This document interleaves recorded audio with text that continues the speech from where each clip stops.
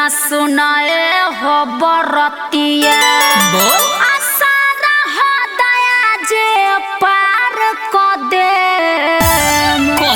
चोली खोला बताया जोर हो जाए चोली खोला बताया जोर हो जाए चोली खोला बताया जोर हो जाए लहंगा उठे ताया हाथ को दे चोली खोला बताया जोर हो जाए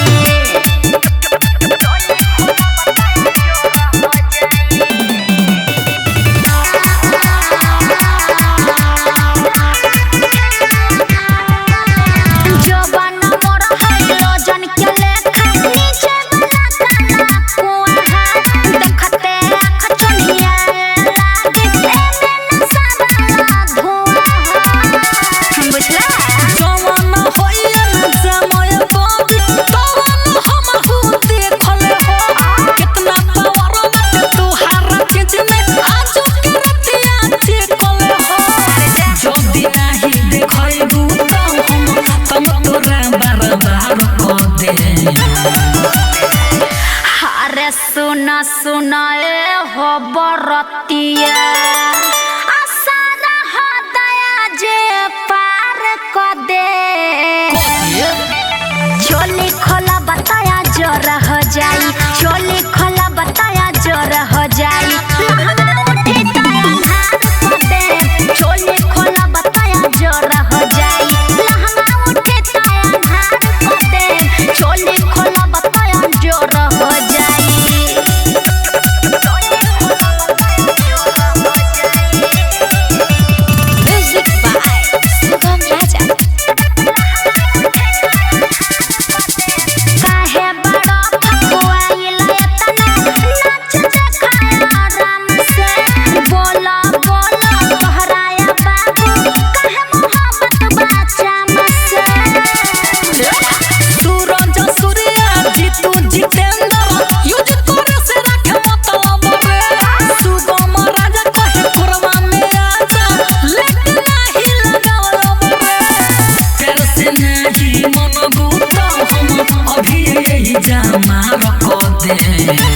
अरे सुना सुनाए